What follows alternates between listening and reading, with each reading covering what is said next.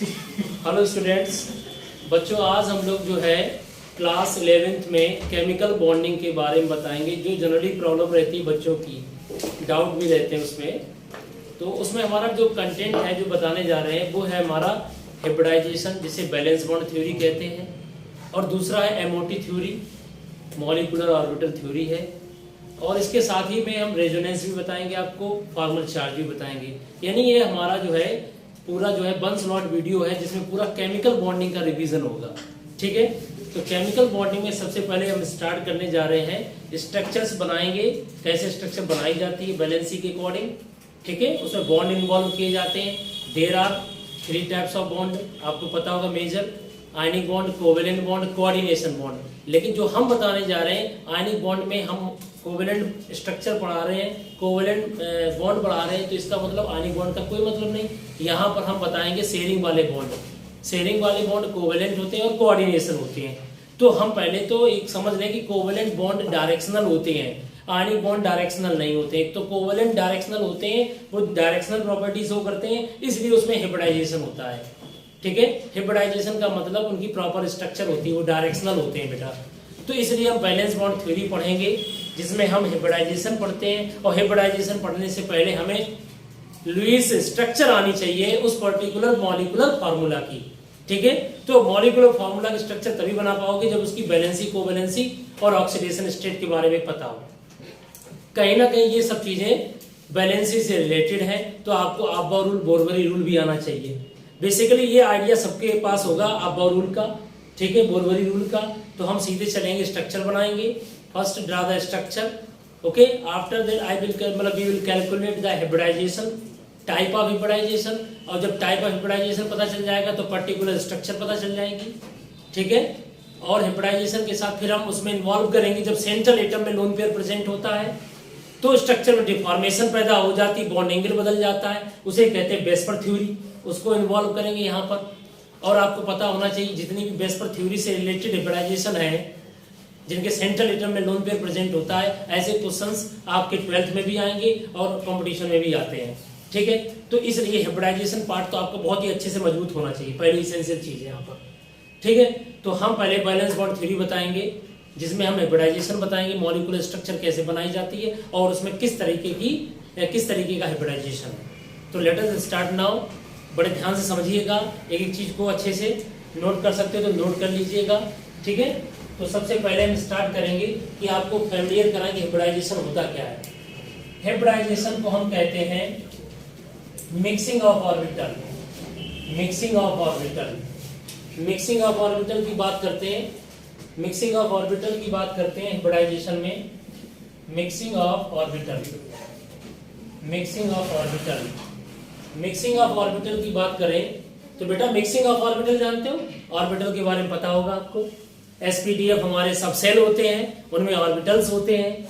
ठीक है, तो ऑर्बिटल को आपस में जब मिक्स करते हैं, ऑर्बिटल्स को मिक्स करते हैं तो एक नई ऑर्बिटल प्राप्त होती है, उसे हम हाइब्रिड ऑर्बिटल कहते हैं। क्या कहते हैं? और उस प्रोसेस को हाइब्रिडाइजेशन कहा जाता है।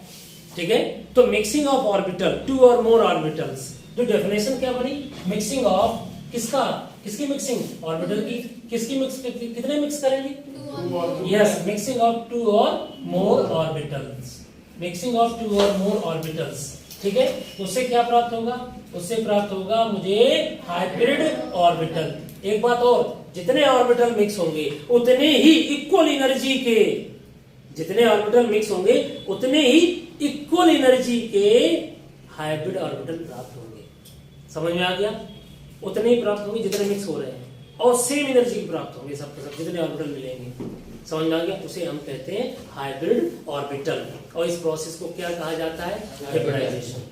तो इसलिए जो हाइब्रिड ऑर्बिटल प्राप्त होगा वो हाइब्रिड ऑर्बिटल आपका sp हो सकता है, sp2 हो सकता है, sp3 हो सकता है, sp3d हो सकता है, sp3d2 हो सकता है, sp3d3। हम लोग केवल यहाँ से लेके यहाँ तक, ये हाइब्रिडाइजेशन है।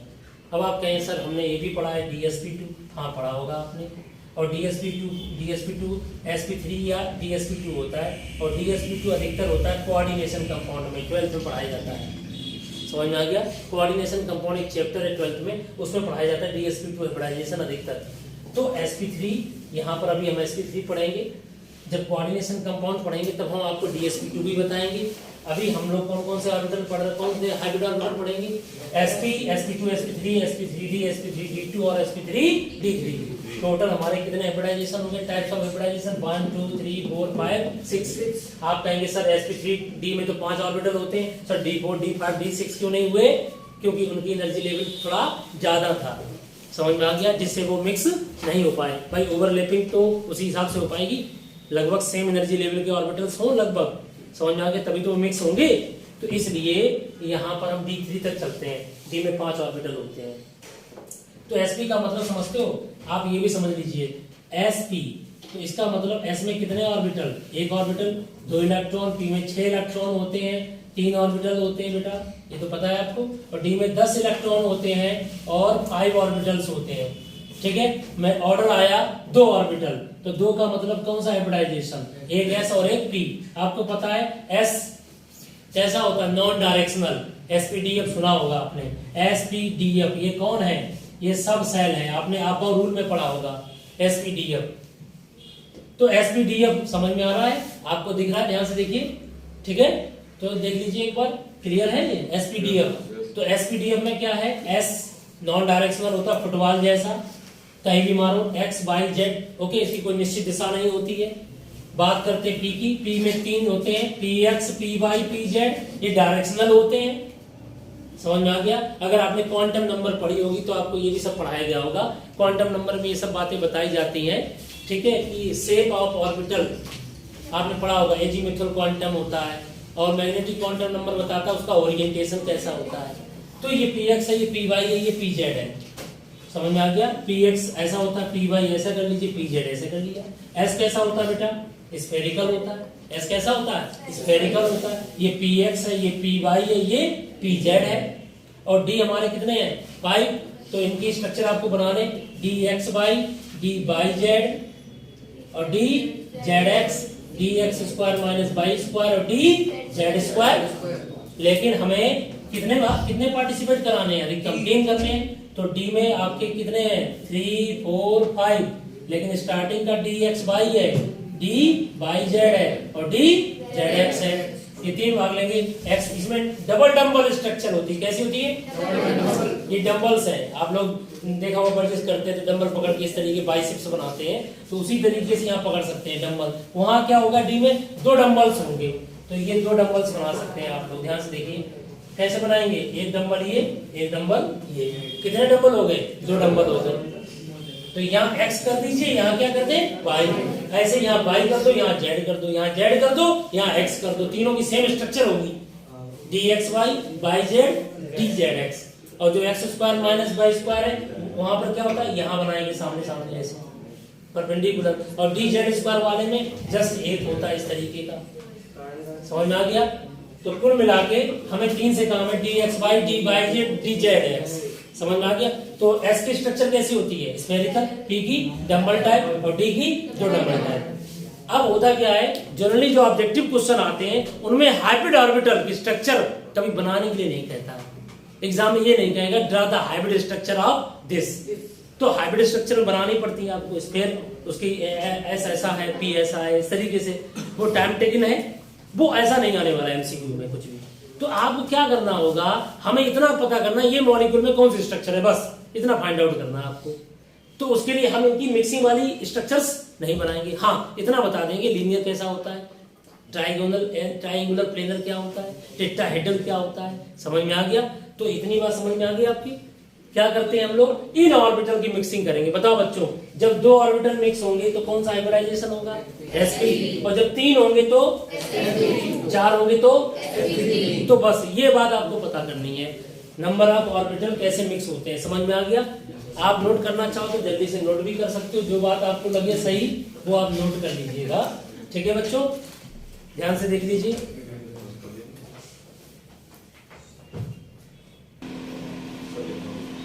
हाँ बच्चों देखिए, आप बोर्ड पे देखिए ध्यान से, ये बेसिक आइडिया है, बेसिक मतलब जानकारी, इंफॉर्मेशन है हाइब्रिडाइजेशन की। अगर आपको ये बेसिक जानकारी पता है हाइब्रिडाइजेशन की तो आपको आसानी होगी निकालने में किसी मॉलिक्यूल के सेंट्रल एटम में कौन सा हाइब्रिडाइजेशन है, ठीक है। तो अभी आप इसे नोट करना चाहो नोट कर लीजिए, या आपको पता है तो समझ लीजिए। टाइप ऑफ हाइब्रिडाइजेशन होता है सेंट्रल एटम में, कॉर्नर वाले नहीं, सेंट्रल एटम में। तो एक फार्मूला है, नंबर ऑफ सिग्मा बॉन्ड बेटा उस सेंट्रल एटम के चारों तरफ कितने सिग्मा बॉन्ड है, plus number of lone pair. Lone pair की संख्या और सिग्मा बॉन्ड की संख्या दोनों को अगर आप जोड़ देंगे तो जो टोटल आएगा, अगर 2 आता है टोटल, मान लीजिए अभी हम बिना लोन पेयर वाले बता रहे हैं, तो बिना लोन पेयर वाले में 2 सिग्मा प्लस कितना है यहाँ पर 0 लोन पेयर, ठीक है। तो यहाँ पर टोटल सिग्मा कितने हैं 2, ठीक है। अभी हम बताएंगे स्ट्रक्चर ड्रा करके। अगर 2 ऑर्बिटल आता है तो इसका मतलब sp लोन पेयर नहीं होना चाहिए, ये बिना लोन पेयर वाले हैं, ये रेगुलर स्ट्रक्चर है। लोन पेयर आएगा तो डिफॉर्मेशन आएगा। तो अभी यहाँ पर बेस पर थ्योरी नहीं बताई जा रही, विदाउट बेस पर वाले हैं। तो sp हाइब्रिडाइजेशन 2 का मतलब 1 s ऑर्बिटल, आपको पता होना चाहिए s में 1 ऑर्बिटल होता है, p में कितने होते हैं 3, इसीलिए मैंने पहले बता दिया था। d में कितने होते हैं 5, टोटल कितने ऑर्बिटल हो गए, s में 1, p में कितने हो गए 3, ठीक है। टोटल कितने ऑर्बिटल है, देखिए ना, sp sp2 sp3 sp3d sp3d2 sp3d3 तक होता है हाइब्रिडाइजेशन। लाइन देखिए इधर, ठीक है।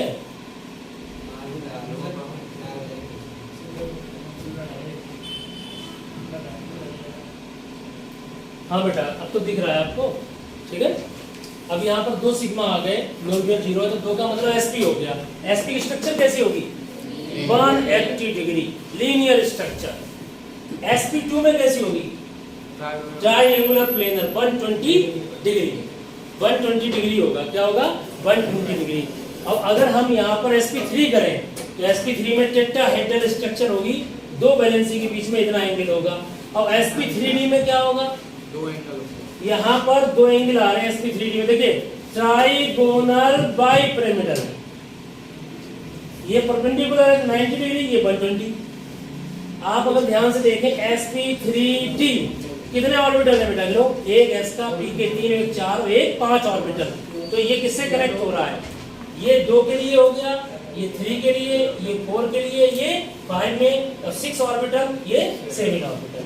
इसकी structure linear triangular planar tetrahedral, इसकी स्ट्रक्चर ट्राइएंगुलर या ट्राइगोनल बाइपिरामिडल, समझ में आ गया।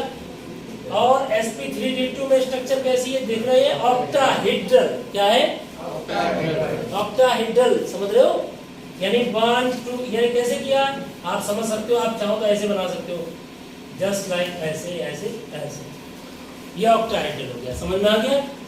और इसमें कितना एंगल होगा 60 डिग्री, तभी तो 60 में 60 × 6 = 360।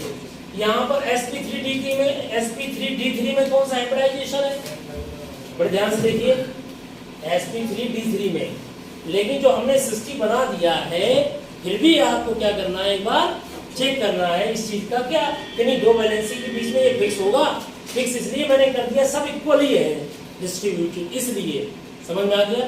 अब ये जैसे यहाँ पर एंगल डिफरेंस हो गया, क्योंकि ये ट्राइएंगुलर प्लेनर हो गया, वो ट्राइएंगुलर बाइपिरामिडल हो गया, ये कैसा हो गया बेटा ऑक्टाहेड्रल। अब जैसे ये आ गया तुम्हारा, ये पेंटागोनल बाइपिरामिडल है, तब जब 7 ऑर्बिटल होंगे, एक s का 3 p के और 3 d के, तो टोटल 7 में कैसे करेंगे देखना, 1 2 3 4, यहाँ तक एंगल सेम होगा।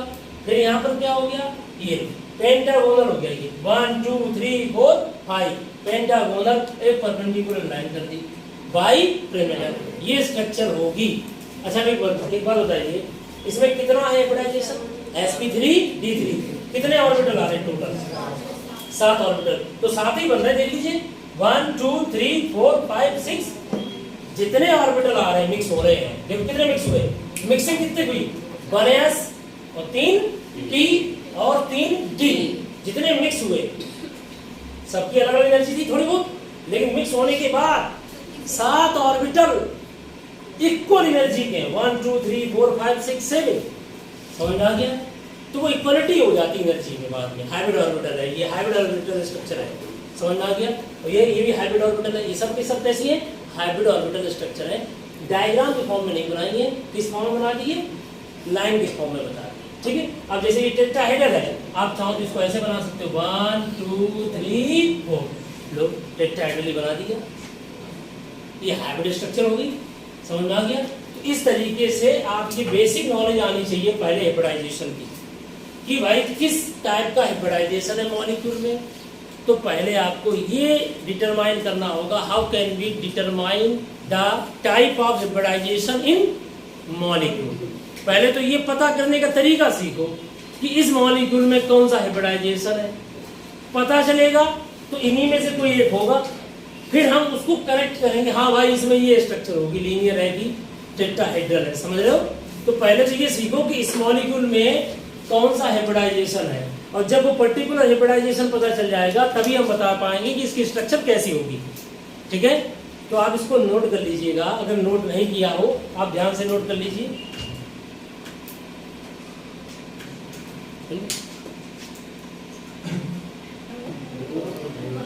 बच्चों देखिएगा, अगर हम 2D स्ट्रक्चर बनाते हैं तो जनरली हम लोग समझते हैं कि ये हमारा घोड़ा 360 का है, और 360 में अगर हम जो है इस तरीके से भाग करते हैं 6 इक्वली, तो हमें 60 डिग्री समझ में आता है। लेकिन हम लोग sp2 हिब्रिडाइजेशन प्लेनर में आ जाती है। ठीक है, जब उसके आगे पढ़ते हैं sp3 वगैरह, तो 3 डायमेंशनल स्ट्रक्चर होती है, तो उसमें एग्जैक्टली हम उसको इमेजिन करना पड़ेगा कि एयर में चीज है। समझ में आ गया? तो हम यहाँ पर पाएंगे कि ये 90 डिग्री का हमारा एंगल होगा ऑक्टाहेड्रल में। समझ में आ गया? और इसी तरीके से पेंटागोनल बाइपिरामिडल में हमारा कितना एंगल पाया गया, 72 डिग्री और 90 डिग्री। अब बात आती है कि ये हमारे एंगल कितने हैं। आप लोग क्या करेंगे, how many angles of 90 degree और how many angles of 72 degree are present in pentagonal bipyramidal, ये आपको बताना है। कमेंट सेक्शन में जाकर आप बता दीजिएगा कि कितने हमारे 72 डिग्री है और कितने हमारे 90 डिग्री है। ठीक है बच्चों, इसको ध्यान से समझ लीजिएगा। बच्चों स्टार्ट करते हैं। तो सबसे पहले बताना है, बच्चों की जिज्ञासा रहती है कि भाई हम हिब्रिडाइजेशन क्यों पढ़ रहे हैं। तो क्यों पढ़ रहे हैं, किसी भी मॉलिक्यूल की ज्योमेट्री स्ट्रक्चर पता करने के लिए। समझ में आ गया? स्ट्रक्चर पता करने के लिए। ठीक है, स्ट्रक्चर कैसे पता करेंगे,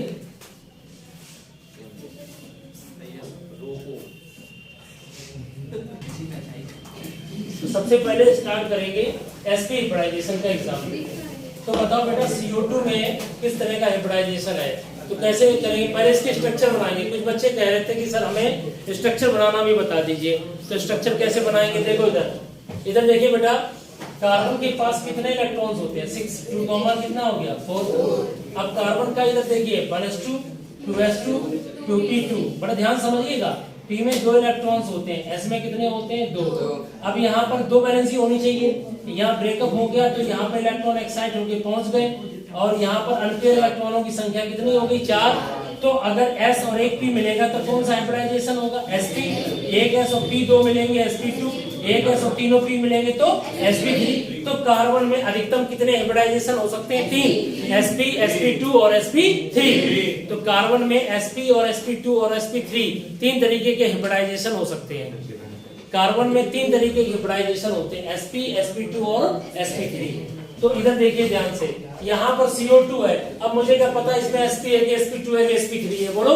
हमें तो ये पता अनपेयर इलेक्ट्रॉन 4 है, 4 मिक्स एक साथ करेंगे तो sp3, और 2 ही मिक्स होंगे तो। और सुनो, हिब्रिडाइजेशन में जो पार्टिसिपेट करते हैं वो सिग्मा बॉन्ड बनाते हैं, और जो हिब्रिडाइजेशन में पार्टिसिपेट नहीं करते वो पाई बॉन्ड बनाते हैं। Those orbital which participate in hybridization are called hybrid orbital. They are able to form a sigma bond.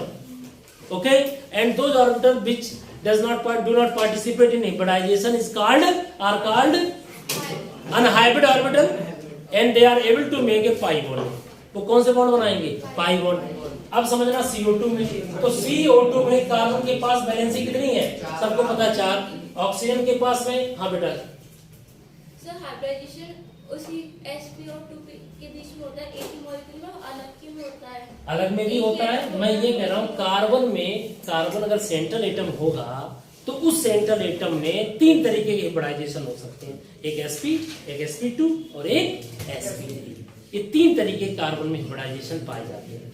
आपने सुना भी होगा एल्केन, एल्केन सुना, एल्केन में sp3 होता है, एल्कीन में sp2 और एल्काइन में sp। 3 तरीके के हाइब्रिडाइजेशन होते हैं कार्बन में। कार्बन में sp3d नहीं होगा, sp3d2 नहीं होगा, sp3d3 नहीं होगा। क्यों? क्योंकि कार्बन में 2d orbital does not exist. समझ में आ गया? तो कार्बन में 3 तरह का हाइब्रिडाइजेशन होता है, sp, sp2 और sp3। अब देखिए इसकी लुईस स्ट्रक्चर बनाते हैं पहले। ऑक्सीजन के आउटर शेल में कितने होते हैं? बेटा बातें नहीं करिए, इधर देखिए। ऑक्सीजन के आउटर शेल में कितने होते हैं? 6 इलेक्ट्रॉन होते हैं। बोलो 6 होते हैं। अब हमने ये स्ट्रक्चर बना लिया ऑक्टेट रूल के अकॉर्डिंग। कार्बन की 4 इलेक्ट्रॉन है, बंटवारा बराबर का कर दिया, इधर 2 दे दिए, इधर 2 दे दिए, 4 इलेक्ट्रॉन थे। तो जब डबल बॉन्ड बनता है बेटा तो पहले सिग्मा बॉन्ड बनता है, फिर पाई बॉन्ड बनता है। पहले हेड हेड ओवरलैपिंग, फिर साइड वाइज ओवरलैपिंग। और आपको बता दें, मैंने पढ़ाया है आपको फार्मूला टाइप ऑफ हाइब्रिडाइजेशन, याद आया? टाइप ऑफ हाइब्रिडाइजेशन में इस सेंट्रल एटम के चारों तरफ कितने सिग्मा बॉन्ड है? 2 सिग्मा बॉन्ड। अब इसमें कितने लोन पेयर है? 0 लोन पेयर। 2 + 0 = 2। बेटा कार्बन में देखो ना, केवल इसमें नहीं देखेंगे, इसमें तो लोन पेयर है। हम सेंट्रल एटम में देखेंगे जो सेंटर में प्रेजेंट है। ये लुईस स्ट्रक्चर बन गई CO2 की। बोलो ध्यान से प्लीज। C यहाँ पर है 4 इलेक्ट्रॉन, चारों शेयरिंग कर रहे हैं। जब चारों शेयरिंग करेंगे तो देखिए 2 की शेयरिंग में सिग्मा पाई, सिग्मा पाई। अब कार्बन की चारों तरफ कितने सिग्मा है? 2 सिग्मा। लोन पेयर कितने इस पर? 0। 2 + 0 = कितना आ गया? 2 का मतलब कौन सा हाइब्रिडाइजेशन? sp hybridisation. कौन सा हाइब्रिडाइजेशन? sp। और जब sp हाइब्रिडाइजेशन होता है तो एंगल कितना आएगा? 180 आ गया। तो CO2 की स्ट्रक्चर कैसी होगी? लीनियर स्ट्रक्चर होगी। CO2 की स्ट्रक्चर कैसी होगी? सेंटर एटम में कोई लोन पेयर है? नहीं है। तो जब लोन पेयर नहीं है तो जाहिर सी बात है, सेंटर एटम में जब लोन पेयर नहीं तो स्ट्रक्चर में डिस्टरबेंस नहीं होगा, डिफॉर्मेशन नहीं होगा, डिस्टॉर्टेड नहीं होगी। तो यहाँ CO2 में कार्बन में कौन सा हाइब्रिडाइजेशन है? जल्दी बताओ। sp। और sp में रेगुलर स्ट्रक्चर होती है लीनियर, एंगल 180 डिग्री। तो इस तरीके से यहाँ पर CO2 की ज्योमेट्री स्ट्रक्चर कैसी हो गई? CO2 की लीनियर। तो अगर आपसे कोई पूछे हम CO2 स्ट्रक्चर ऐसे भी तो बना सकते थे, CO2, तो ये स्ट्रक्चर बेंट होती, एंगुलर होती, तब आप एंगुलर बेंट क्यों नहीं कह रहे हो? आपको यही तो बताया जा रहा है कि CO2 की स्ट्रक्चर किससे निकाल रहे हैं हम? टाइप ऑफ हाइब्रिडाइजेशन से। मुझे पता चला इसके सेंट्रल एटम में कोई लोन पेयर नहीं है। जब लोन पेयर नहीं होगा तो स्ट्रक्चर रेगुलर होगी, और वो रेगुलर स्ट्रक्चर क्या होगी? sp होगी। बोलो। और sp में कितना एंगल होता है? 180। तो हम सीधा बनाएंगे, इधर टेढ़ा तो नहीं करेंगे। बोलो, एंगुलर थोड़ा करेंगे, बेंट नहीं करेंगे। इसलिए CO2 स्ट्रक्चर कैसी होगी? Linear structure. समझ में आ गया कि नहीं आया? इसी तरीके से अगर आपसे पूछा जाए एसिटिलीन, एसिटिलीन का फार्मूला क्या होता है? C2H2। ये एसिटिलीन गैस है, बेल्टिंग गैस है, याद है? प्लीज शांत रहिएगा। इधर देखिए C2H2, C2H2 को क्या कहते हैं? एसिटिलीन। और इसका IPAC नेम है एथाइन। एथ माने कितने कार्बन? 2 कार्बन। और आयन माने क्या होता है? Triple bond. और मैंने आपको पहले बताया था एल्काइन, एल्काइन में एल्काइन की पहचान है ट्रिपल बॉन्ड। और एल्काइन में sp हाइब्रिडाइजेशन होता है, एल्कीन में sp2, एल्केन में sp3। ये फिक्स है। समझ में आ गया? कैटेनेशन प्रॉपर्टी कार्बन की ज्यादा होती है, इसीलिए हाइड्रोकार्बन्स में आप देखा होगा एल्केन, एल्कीन, एल्काइन पढ़ाया जाता है डिटेल में। समझ में आ गया? पूरी ऑर्गेनिक केमिस्ट्री में हाइड्रोकार्बन्स से रिलेटेड चीजें हैं। ठीक है? तो अगर आप ध्यान से देखो, कार्बन की कैटेनेशन प्रॉपर्टी क्यों ज्यादा होती है? क्योंकि कार्बन सिंगल बॉन्ड कार्बन के बीच के बॉन्ड को तोड़ने के लिए एनर्जी ज्यादा चाहिए। जो भी एटम्स कैटेनेशन प्रॉपर्टी रखता है तो वो अपने सिंगल बॉन्ड जो भी बनाता है जिस अपने एटम के साथ में, तो उसकी बॉन्ड स्ट्रेंथ ज्यादा होती है, इसीलिए वो कैटेनेशन प्रॉपर्टी शो करता है। जैसे कार्बन कैटेनेशन शो करता है, सिलिकॉन कम करता है उसी ग्रुप में, क्योंकि सिलिकॉन के बीच में बॉन्ड कमजोर होता है। ठीक है? अब देखिए यहाँ पे, देखिए सेंट्रल एटम कौन है यहाँ पर? कोई बच्चा बताएगा? सेंट्रल एटम कार्बन, 2 कार्बन है, ये भी है, ये भी है। अब देखो पहले कौन सा बॉन्ड बनता है? सिग्मा बनता है। पहले पाई बॉन्ड नहीं बनता है, पहले हेड हेड ओवरलैपिंग होती है, सिग्मा बॉन्ड बनता है। अब देखिए इस कार्बन की चारों तरफ कितने सिग्मा है? 1 2 सिग्मा प्लस इस पे कोई लोन पेयर है? तो आंसर आया 2 ऑर्बिटल। यहाँ बेटा इधर देखो कितने सिग्मा है? 2 सिग्मा। लोन पेयर कितने हैं? 0। 2 + 0 = 2। 2 ऑर्बिटल आए। ये पाई बॉन्ड नहीं जोड़े जाते यहाँ पर, सिग्मा जोड़ेंगे। अब कई बच्चे क्या करते हैं सेंट्रल एटम है तो वो इधर वाले भी सिग्मा जोड़ देंगे, नहीं, इस कार्बन के सेंट्रल एटम की चारों तरफ, इस कार्बन की चारों तरफ सिग्मा 1 2, इसकी चारों तरफ 1 2, दोनों पे है नहीं, दो का मतलब कौन सा हाइब्रिडाइजेशन, sp। लो भाई C2H2 में भी sp हाइब्रिडाइजेशन है। हाँ तेजी से बोलिए अपनी प्रॉब्लम। सर पहले सिग्मा ओवरलैपिंग क्यों होती है? पहले सिग्मा की ओवरलैपिंग क्यों होती है? ठीक है, बहुत अच्छा क्वेश्चन है। अभी आपको किसी से मिलना हो, इंट्रोडक्शन करना हो, तो सबसे पहले उसे गले मिल लोगे। गले तभी मिलते जब आप पहले मिल चुके होते हो, यानी पहले दोस्ती हो चुकी होती है। पहले आप उससे क्या करेंगे, हैंडशेक करेंगे, हाथ मिलाएंगे, पहले हेलो बोलेंगे, अच्छा लगा तो हाथ मिलाएंगे, अच्छा मतलब आपको लगा कि ओवरलैपिंग कर सकते हैं तो भाई हाथ मिलाएंगे, सिग्मा बॉन्ड बनाएंगे, और सिग्मा बॉन्ड बनाने के बाद क्या होगा, थोड़ा और फैमिलियर हो गए तो फिर क्या करेंगे, गले मिल सकते हैं। समझ में आ गया? ठीक है, थोड़ा इमोशन सीन हो जाता है। ठीक है, तो कहीं ना कहीं पहले सिग्मा बॉन्ड फॉर्मेशन होता है, हेड हेड ओवरलैपिंग, फिर पाई बॉन्ड फॉर्मेशन होता है। बिना सिग्मा के पाई नहीं बना सकते आप। समझ में आ गया? आप डायरेक्ट पाई बॉन्ड बनाएंगे, अगर पाई बॉन्ड बनता डायरेक्ट तो अनस्टेबल होगा, डीलोकलाइज होता है। सिग्मा बॉन्ड और लोकलाइज, पहले एक बॉन्ड बनो और फिर बाद में डीलोकलाइज बॉन्ड बन सकता है। हाँ बोलो। तो सिग्मा ओवरलैपिंग इस हिसाब से तब तो बोलो। पाई से सिग्मा ओवरलैपिंग पाई से लूज हो गई, लूज नहीं हुई है, मैक्सिमम ओवर, देखिए मैक्सिमम ओवरलैपिंग होगी सिग्मा बॉन्ड बनेगा। और जब ओवरलैपिंग अच्छी नहीं होती, मतलब पार्शियल ओवरलैपिंग होती तो क्या बनता है, पाई बॉन्ड। तो ओवरलैपिंग जितनी एक्सटेंट में होगी उतना ही बॉन्ड मजबूत होगा। तो sigma bond is stronger than pi bond, इसीलिए तो हम कहते हैं sigma bond is stronger than pi bond. ठीक है बेटा, ये जस्ट आपको बता दिया क्योंकि हम टॉपिक में पूरा करना चाहते हैं। ठीक है, फिर ओवरलैपिंग का भी टॉपिक अलग है हमारा। जैसे समझ में आ गया यहाँ तक? तो ये CO2 हो गया, C2H2 हो गया, कौन सा हाइब्रिडाइजेशन हो गया बेटा, आप नोट कर लीजिए, दोनों में sp हाइब्रिडाइजेशन पाया गया। क्लियर हो गया? अब सुनिए बेटा, अब यहाँ पर हम कनेक्ट करेंगे आपको लोन पेयर और बेसपर थ्योरी भी कनेक्ट करेंगे। आप समझना चाहेंगे? आप सोचेंगे बेसपर थ्योरी अलग से पढ़ाई जाती, नहीं, आप पूरी बात को बड़े मन से समझिएगा, आपस में बात मत करिए, ध्यान से समझिए। अब हम इसमें बेसपर थ्योरी बता रहे हैं।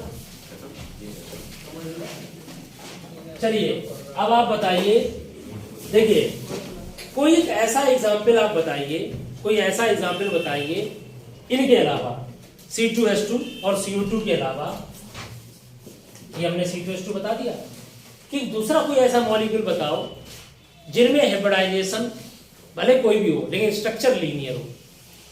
कोई ऐसा मॉलिक्यूल बताओ जिसकी स्ट्रक्चर लीनियर हो लेकिन हाइब्रिडाइजेशन sp ना हो। CO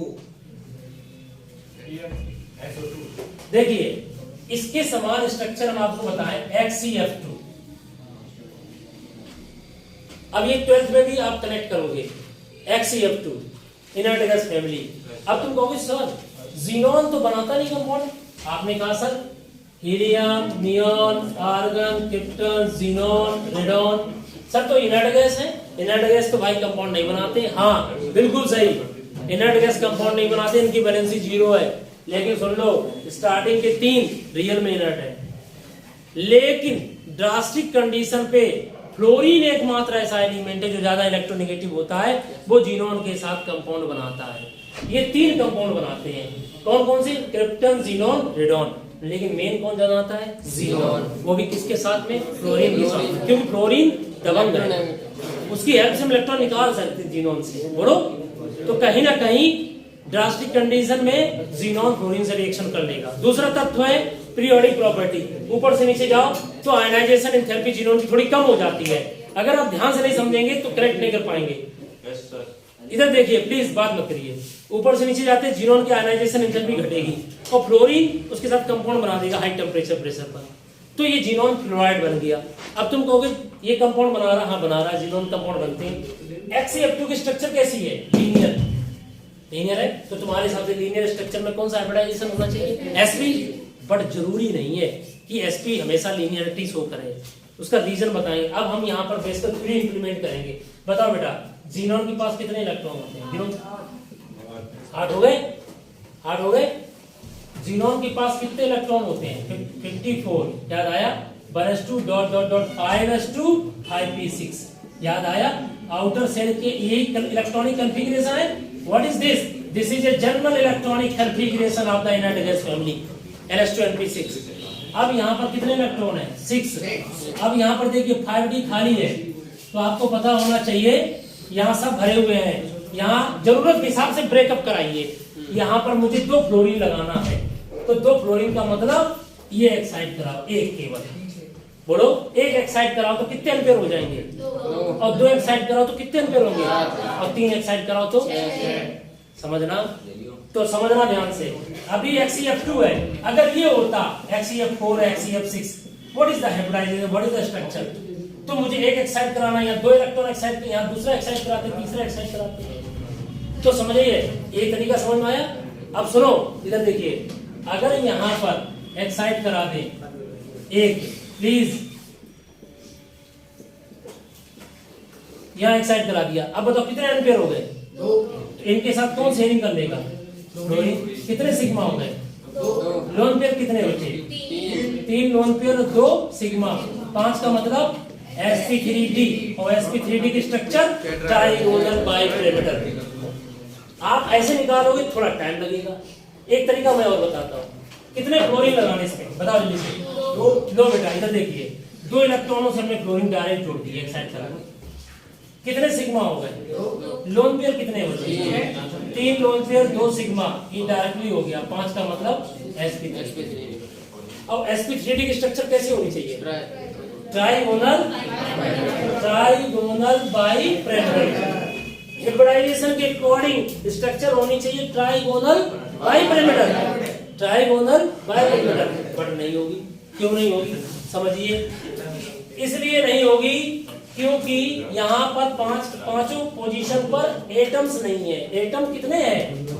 बीच में सेंटर एटम और 2 फ्लोरीन। तो सेंटर एटम में कौन किसे लगा दिया? ज़ीनॉन को। और हमने ऊपर नीचे किसे लगा दिया? फ्लोरीन को। और इक्वेटोरियल पोजीशन पे हमने किसे लगा दिया? लोन पेयर को। इक्वेटोरियल पोजीशन पे लोन पेयर लगाने से स्ट्रक्चर स्टेबल प्राप्त होती है, क्योंकि लोन पेयर में जो रिपल्सन होगा वो इसके द्वारा नेग्लेक्ट कर दिया जाएगा। अब यहाँ बेस पर थ्योरी लगी, और बेस पर थ्योरी क्या होती है? लोन पेयर में क्या होता है? रिपल्सन ज्यादा होता है। फिर लोन पेयर बॉन्ड पेयर में, और फिर बॉन्ड पेयर में रिपल्सन कम होता है, यानी सिग्मा बॉन्ड के बीच में। तो बच्चों यहाँ लोन पेयर है, ये लोन पेयर है, 3 लोन पेयर है, तो तीनों को ऐसी जगह लगाइए जिससे स्ट्रक्चर स्टेबल मिले। अब आप कहोगे सर ऐसे बहुत सारे स्ट्रक्चर बन जाएंगी, आप लोन पेयर यहाँ कर दो, फ्लोरीन यहाँ कर दीजिए, बना लीजिए स्ट्रक्चर, बहुत सारी पॉसिबल स्ट्रक्चर बनेगी। बट हम वो लिखते हैं जिसमें स्टेबिलिटी ज्यादा होती है। तो स्टेबिलिटी सबसे ज्यादा किसमें हो रही है? इस वाले में। हमने लोन पेयर इक्वेटोरियल पोजीशन पे लगाए हैं, और इक्वेटोरियल पोजीशन पे लोन पेयर लगाने से मिनिमम रिपल्सन पाया गया, ये देखा गया। समझ में आ गया? ठीक है, इसलिए मैंने, अब देखिए, क्या हम इनको ऐड करेंगे? नहीं, तो लोन पेयर है, तो स्ट्रक्चर में एटम तो 3 जगह है, बोलो, तो सीधी स्ट्रक्चर आ रही है। जब सीधी स्ट्रक्चर आएगी तो ये लीनियर हो गई। कैसी हो गई? लीनियर। तो XeF2 की स्ट्रक्चर लीनियर होगी, जबकि इसमें हाइब्रिडाइजेशन कौन सा है बेटा? इसमें हाइब्रिडाइजेशन है sp3d, फिर भी स्ट्रक्चर है लीनियर। और जबकि लीनियर में कौन सा हाइब्रिडाइजेशन होता है? sp। समझ में आ गया? तो यहाँ किसका एप्लीकेशन किया गया? Here is application of VSEPR theory. इसे नोट कर लीजिए। तो बच्चों sp के बाद में sp2 स्टार्ट होगा, तो sp2 में क्या होगा? sp2 hybridisation. जैसा कि नाम है sp2 हाइब्रिडाइजेशन का एग्जांपल, तो इसमें 1 s ऑर्बिटल और 2 p ऑर्बिटल है। एक s ऑर्बिटल और 2 p ऑर्बिटल है, यहाँ पर मिक्स हो गए, तो टोटल कितने ऑर्बिटल हो गए? 3 ऑर्बिटल। तो अगर हम आपसे कहें BF3 में कौन सा हाइब्रिडाइजेशन होगा, बताइए। BF3 में कौन सा होगा? sp2। BF3 में sp2 कैसे पता चला? मुझे ये पता होना चाहिए। बोरान में 5 इलेक्ट्रॉन होते हैं 2,3, फ्लोरीन में 9 इलेक्ट्रॉन होते हैं 2,7, तो बोरान में 3 इलेक्ट्रॉन होते हैं 1, 2, 3। हमने ऐसा ही क्यों अरेंज किया? ये एक रीजन है, आप समझने की कोशिश करो। फ्लोरीन के आउटर सेल में कितने होते हैं? 7। फ्लोरीन पता है, फ्लोरीन दबंग है सबसे ज्यादा, इसलिए फ्लोरीन पे चार्ज हमेशा -1 आता है, कभी प्लस में नहीं हो सकता है। बोलो, फ्लोरीन इज मोर इलेक्ट्रोनेगेटिव। अब देखिए बेटा, इधर फ्लोरीन में कितना हो गया? 2, 2, 4, 5, 6, 7। अब बताइए बोरान की चारों तरफ कितने सिग्मा बॉन्ड है? 3 सिग्मा बॉन्ड है। क्या इस पे लोन पेयर है? नहीं है, 0 लोन पेयर। 3 + 0 = 3 का मतलब क्या हुआ? sp2। 3 ऑर्बिटल आए और 3 माने एक s का, दो की टेन एक s का और 2 p के, 3 आया तो 4 आते तो क्या होता sp3 और 2 आते तो sp, ये ध्यान रखिएगा, ठीक है। अब सुनो sp2 आया, अब इधर देखिए sp2 में स्ट्रक्चर कैसी होती है, sp2 में स्ट्रक्चर हमने पढ़ा है ट्राइएंगुलर प्लेनर, तो इसीलिए हमने bf3 को ऐसे अरेंज किया है, समझ में आ गया, ऐसे अरेंज किया। ऐसे क्यों नहीं अरेंज किया, आप कह सकते ना सर ऐसे अरेंज कर देते। तो हिब्रिडाइजेशन से पता चलता है कि इसमें किस तरह की स्ट्रक्चर्स बनेगी। पहले हमने पता किया कितने ऑर्बिटल है सेंट्रल एटम में, सिग्मा बॉन्ड लोन पे जोड़ दीजिए। फिर हमने देखा कि इसमें टोटल ऑर्बिटल 3 आए हैं और 3 का मतलब sp2 होता है। sp2 के पैरेलल हमने देखा कि उसमें स्ट्रक्चर कैसी होती है, ट्राइएंगुलर प्लेनर होती है, तो मैंने वैसे ही बना दिया ट्राइएंगुलर प्लेनर 120 120 120। इसे 2 डायमेंशनल आप चेक करेंगे तभी 120 120 120 360 हो गया पूरा। प्लेनर है स्ट्रक्चर, स्ट्रक्चर अगर प्लेनर है तो आपने पढ़ा होगा sp2 हिब्रिडाइजेशन आता है। जैसे बेंजीन इज प्लेनर और नॉट प्लेनर, बेंजीन है ऑर्गेनिक केमिस्ट्री में, तो क्या बेंजीन प्लेनर है कि नॉन प्लेनर है, बेंजीन प्लेनर है, इसीलिए तो बेंजीन में sp2 हिब्रिडाइजेशन पाया जाता है प्रत्येक कार्बन पर। आप हर चीज को कनेक्ट कर सकते हो, जैसा कि हमने बोला है तो मैं आपको करके दिखाऊंगा। इतना समझ में आ गया आपको, आप इसे नोट कर सकते हैं। और रही बात बेंजीन की, तो बेंजीन भी बता देते हैं। तो ये था BF3 की स्ट्रक्चर, बना ली सब लोगों ने, आता है। और सुनो एक बात और बताएं, बोरान के पास में अगर आपने हाइड्रोजन चैप्टर पढ़ा हो तो बोरान 13 ग्रुप फैमिली से रिलेटेड है, तो बोरान इलेक्ट्रॉन डिफिशिएंट हाइड्राइड कहलाता है। एक होते इलेक्ट्रॉन डिफिशिएंट हाइड्राइड, एक होते electron precise electron rich hydride. तो यहाँ पर ये हाइड्राइड जो है, हाइड्राइड नहीं है ये, यहाँ अगर H लगा दें, हाइड्रोजन लगा दें, तब ये बनेगा BH3, तब इसे कहेंगे इलेक्ट्रॉन डिफिशिएंट हाइड्राइड। और क्या ये ऑक्टेट रूल को फॉलो कर रहा है? नहीं। 1 2 3 4 5 6 टोटल 6 इलेक्ट्रॉन है, 2 की कमी है, इसे इलेक्ट्रॉन चाहिए, कितने चाहिए? 2 चाहिए, इसीलिए ये इलेक्ट्रॉन डिफिशिएंट कंपाउंड भी कहलाता है। समझ में आ गया। एक बात और, यहाँ पर एक नई बात बताएं, BF3 है। अच्छा, आपसे एक क्वेश्चन देते केमिकल बॉन्डिंग का, बताओ BF3 और BCl3 इन दोनों में सबसे ज्यादा एसिडिक कौन है? Lewis acid. आपको बता दें Cl की बाहरी कक्षा में कितने इलेक्ट्रॉन होते हैं? 7, इनके 3 होते हैं बोरान में। तो अब आप ध्यान से देखिए, सबके पास, इसके पास भी 2 की कमी है, इसके पास भी बैलेंस सेल में 2 की कमी है। ये लुईस एसिड है, आपने लुईस एसिड सुना है 10th क्लास में? लुईस एसिड किसे कहते हैं? जिसके बैलेंसी सेल में, सेंट्रल एटम के बैलेंसी सेल में केवल 8 से कम इलेक्ट्रॉन हो। इसके पास कितने गिनो? 6 है, 3 3 6 हो गए। शेयरिंग करने के बाद कौन सा बॉन्ड होता है? Covalent equal sharing. इसके पास कितनी कमी है? 2 की। 2 चाहिए, क्या चाहिए? इलेक्ट्रॉन चाहिए। तो 2 कहां से लाएगा? लुईस बेस से। लुईस बेस जो होगा उसके पास लोन पेयर होता है। लुईस बेस जानते हो? अमोनिया लोन पेयर है, H2O लोन पेयर है। ये लोन पेयर इनके खाली ऑर्बिटल में डालेंगे, जिसका इनका ऑक्टेट पूरा हो जाएगा। समझ में आया? तो ये है लुईस एसिड। अब इन दोनों में बताओ, इन दोनों में बेटा आप लोग बताइए, इन दोनों में सबसे ज्यादा एसिडिक कौन होगा? खड़े होइए, बताइए इन दोनों में सबसे ज्यादा एसिडिक कौन होगा? BF3। Very good. BF3 इसलिए इन्होंने एसिडिक बोला है, इसका रीजन मैं बता दूं। फ्लोरीन दबंग है सबसे ज्यादा, तो फ्लोरीन खींचेगा, क्योंकि फ्लोरीन की इलेक्ट्रोनेगेटिविटी फ्लोरीन से ज्यादा है। याद आया? तो फ्लोरीन खींचेगा, ये पहले से गरीब था और खींच के इसको और गरीब कर दिया, कंगाल कर दिया, तो इसे और इलेक्ट्रॉन चाहिए, इसे भी चाहिए, लेकिन ये कम तेजी से खींचेगा। इसकी इलेक्ट्रोनेगेटिविटी 2.5 है और इसकी कितनी है? 3। यहाँ इसकी 4 है और बोरान की 2.5 है। तो कौन दबंगी ज्यादा है? इन्होंने अपने क्वेश्चन में थोड़ी गलती कर दी है और उस गलती का इन्हें एहसास हुआ है, इसीलिए खड़े होना चाह रहे हैं। बताइए। इसमें सिर्फ बैक बॉन्डिंग हो जाएगी। हाँ, वो इसीलिए मैंने कहा कि बैठ जाओ। इनमें दोनों में अब बताइए सबसे ज्यादा एसिडिक कौन है? BCl3। यस, BCl3 होना चाहिए। BF3 होना चाहिए किसके आधार पे? इलेक्ट्रोनेगेटिविटी डिफरेंस के आधार पे। लेकिन अब सबसे ज्यादा एसिडिक कौन होगा? BCl3, क्योंकि इसमें बैक बॉन्डिंग है, ड्यू टू बैक बॉन्डिंग। अब तुम कहोगे सर बैक बॉन्डिंग क्या है, इसके रीजन बताओ। इधर देखो बेटा, बोरान के पास में सबको पता है, बोरान के पास में एक ऑर्बिटल खाली होती है 1s2 याद करो। s में 2 होते हैं, एक यहाँ पर एक साइड कर दिया, हमको एक ऑर्बिटल खाली होगी, बोलो। तो उस खाली ऑर्बिटल में, वो खाली ऑर्बिटल का नाम बता दो मुझे। 2pz है, और फ्लोरीन का ये लोन पेयर किस में होगा, कोई बच्चा बता सकता है? 2p में। फ्लोरीन का 9 है, 1s2 2s2 2p 5। याद करो p में कितने होते हैं, 1 2 3 4 5 s में। तो जो लोन पेयर होगा या तो वो कहाँ होगा, 2s में, या क्या होगा, 2p में। तो इसलिए ये lone pair 2p same orbital है, तो सेम ऑर्बिटल में बैक बॉन्डिंग हो जाएगी। ये लो बैक बॉन्डिंग। अब इसका ऑक्टेट पूरा हो गया, हो गया, बोलो 8 हो गए बोरान के।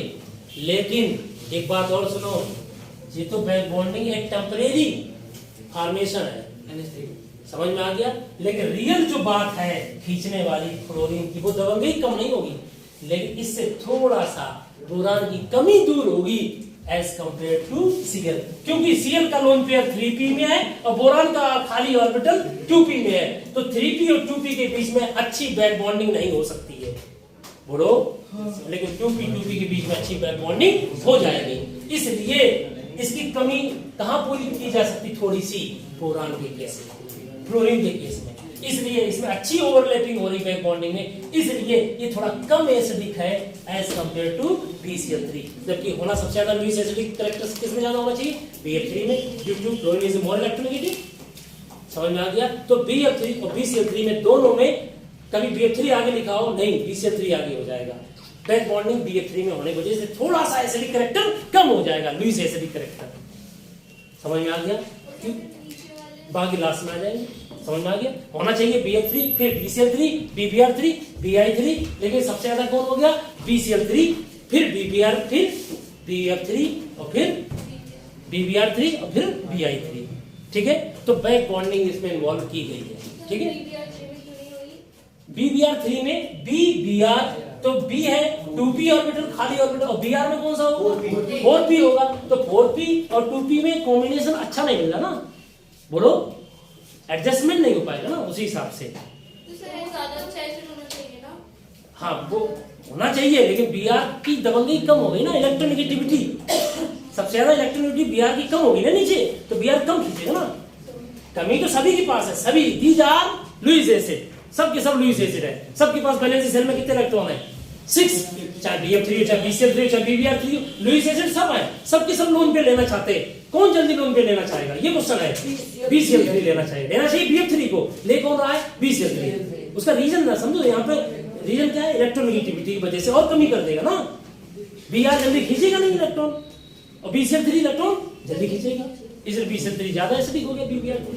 सबसे कम तो BF3 होना चाहिए ना। BF3 कम होना चाहिए, लेकिन जब कब कम होगी, जब तुम ये समझोगे कि फ्लोरीन ने परमानेंट बैक बॉन्डिंग बना ली है। बट परमानेंट बैक बॉन्डिंग नहीं होती है, क्योंकि इनके बीच में यहाँ पर कोई मल्टीपल बॉन्ड नहीं बन सकता है। क्यों? इनका साइज है छोटा, इनका साइज है छोटा, यहाँ पर रिपल्सन भी होगा। समझ में आ गया। ये परमानेंट सॉल्यूशन नहीं है back bonding. Back bonding is just idea by which you can say that some property is influenced by the back bonding, just like BCl3 and BF3. समझ में आ गया। BCl3 is more acidic than BF3. Then what is the reason behind it by which you can say that BF3 is less acidic than BCl3? Sir, reason is this, the back bonding. समझ में आ गया। तो हमें कुछ reason चाहिए chemistry में, अगर कुछ ऐसा हुआ है तो उसको कुछ ना कुछ देना है। इतना बड़ा प्रभाव नहीं डालेगा बैक बॉन्डिंग। तुम अगर ये सोचो कि 2 इलेक्ट्रॉन डाल के इसके ऐड कर दिया, ऑक्टेट पूरा हो गया है, अब ये नहीं लेगा, ऐसा मत सोचना। ये अभी लोन पेयर लेना चाहेगा। समझ में आ गया। अगर लोन पेयर नहीं लेता तो आपको बता दें BF3 प्लस F माइनस, तो ये BF4 माइनस नहीं बनता, और BF4 माइनस में बोरान की कोवैलेंसी होती है।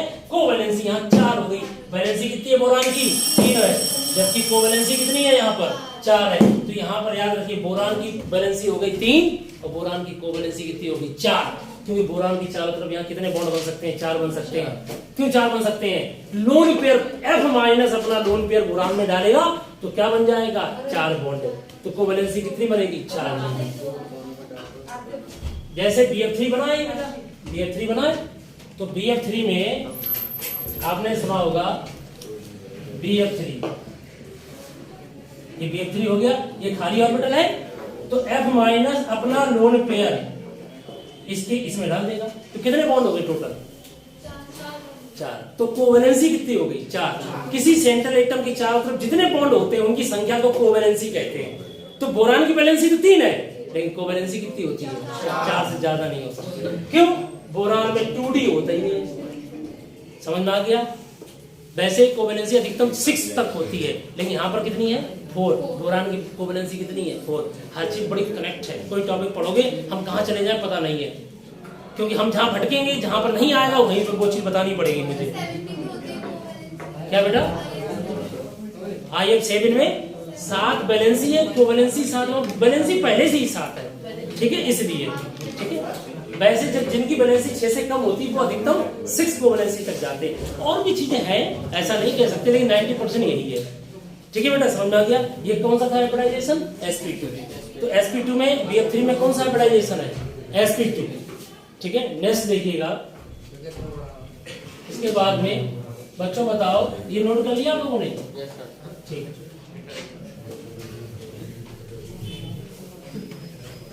अब आओ sp3।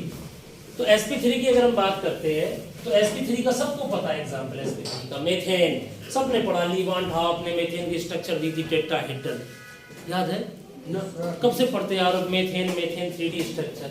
तो मीथेन का फार्मूला क्या है? CH4। क्यों? ये एल्केन है कि एल्कीन है कि एल्काइन है? अरे एल्केन है, और एल्केन जो होते हैं सबको पता है एल्केन।